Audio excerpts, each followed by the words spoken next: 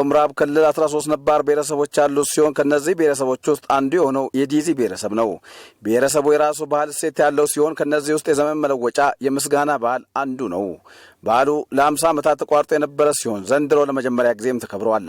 በበዓሉ አከባበር ላይ የተገኙት የደቡብ ምዕራብ ኢትዮጵያ ሕዝቦች ክልል ርዕሰ መስተዳድር ዶክተር ኢንጂነር ነጋሽ ዋጌሾ እንደተናገሩት የዲዚ ብሔረሰብ በርካታ ባህላዊ እሴቶች ያሉት ቢሆንም ይህንን ወደፊት ከማውጣት አንጻር ብዙም ሳይሰራ ቆይቷልም ብለዋል። አሁን ከለውጡ በኋላ ግን በርካታ ባህላዊ እሴቶች ወደፊት ማምጣት ተችሏል ያሉት ርዕሰ መስተዳድሩ የዲዚ ብሔረሰብ የዘመን መለወጫ በዓልም የዚሁ አንዱ ማሳያ እንደሆነም ተናግረዋል።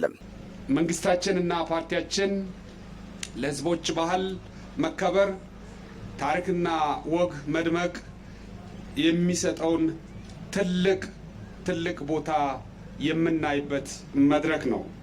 አካባቢው እምቅ የማዕድንና ለእርሻ ምቹ የሆነ ሊለማ የሚችል ሰፊ መሬት ያለው በመሆኑ ኢንቨስትመንትን በማጠናከር መስራት ያስፈልጋል ብለዋል ዶክተር ኢንጂነር ነጋሽ ዋጌሾ። በተለይ በእርሻ ኢንቨስትመንት አካባቢ በወርቅ ማዕድን ኢንቨስትመንት አካባቢ ለሚሰማሩ በጣም ምቹ ነው።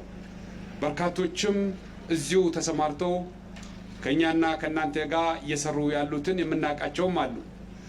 ከነሱም በተጨማሪ ሌሎች አዳዲስ በኢንቨስትመንት የሚሳተፉትን ወደዚህ በመሳብ ለአካባቢያችን ልማት ማዋል ይጠበቅብናል።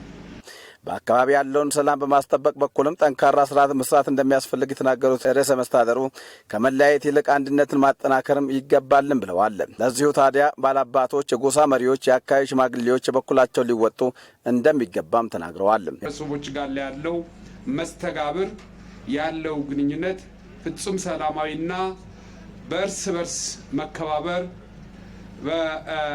በእርስ በርስ በመገናኘት አንዱ ለአንዱ አጋዥ ወይም አቅም የሚሆንበትን እድል ልንፈጥር ይገባል። የባህልና ስፖርት ሚኒስቴር አማካሪ ሚኒስትር ዴኤታ አቶ ጸጋይ ማሞ በበኩላቸው የዲዚ ሕዝብ የበርካታ ታሪክ ባለቤት መሆኑንና በመሀል ወደ ኋላ የተመለሰ መሆኑን ጠቁመው አሁን እንደ አዲስ የመነቃቃት ባህሉን የማስተዋወቅ ተግባር አጠናክሮ መቀጠል እንዳለበትም ተናግረዋል። በሚሰጠው ስም ሳይሆን የጸጥታ ችግር ያለበት የሰላም እጦት ችግር ያለበት መባሉ ትቶ በእርግጥም የሰላም ሀገር በእርግጥም የልማት ሀገር መሆን በጀመረበት ሁኔታ ከፍ ብሎ እንደምናየው ተስፋ አረጋለሁ። የደቡብ ምዕራብ ኢትዮጵያ ሕዝቦች ክልል የአርብቶ አደር ቢሮ ኃላፊ አቶ መቶ አኮ በበኩላቸው ባህላችንን ከዘመናዊ እውቀት ጋር በማስተሳሰር ለሕዝቦች ብልጽግና የምሁራን ማህበር ሚና ይበልጥ አጠናክሮ እንደሚያስቀጥሉም ተናግረዋል። የምዕራብ ኦሞ ዞን ዋና አስተዳዳሪ አቶ ታምሩ ቦኒ በበኩላቸው የመደመር ሐሳብን አንግቦ የተነሳ መንግስታችን እንደዚህ ያሉ ድንቅ ባህሎችን ተመዝግበው የቱሪዝም መስህብ እንዲሆኑ በዓለም እንዲተዋወቁ እያደረገ ይገኛል።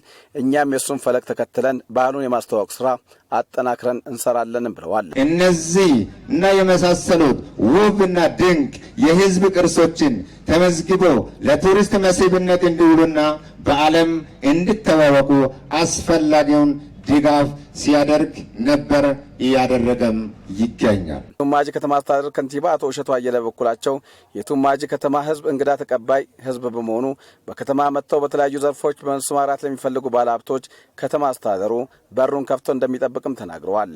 በከተማችን ኢንቨስት ማድረግ ለምትፈልጉ በራችን ክፍት መሆኑን እየጠቆምኩ በቆይታችሁ እንደ ቤተኛ ሙሉ ሰላምና ደህንነት ተሰምቷችሁ የዲዚን ባህልና እንግዳ ተቀባይነት እየተቋደሳችሁ ደስ የሚል ጊዜ እንደምታሳልፉ ቃል እየገባው በዓሉ ከፌዴራል፣ ከክልል፣ ከተለያዩ ዞኖች የመጡ የመንግስት ከፍተኛ ኃላፊዎች ጥሪ የተደረገላቸው እንግዶች በተገኙበት በታላቅ ድምቀትም ተከብረዋል። ለደቡብ ሬዲዮና ቴሌቪዥን ድርጅት ጥናክረውም ዘገባም አብዮት በቀለ ነኝ ከሚዛን ቅርንጫፍ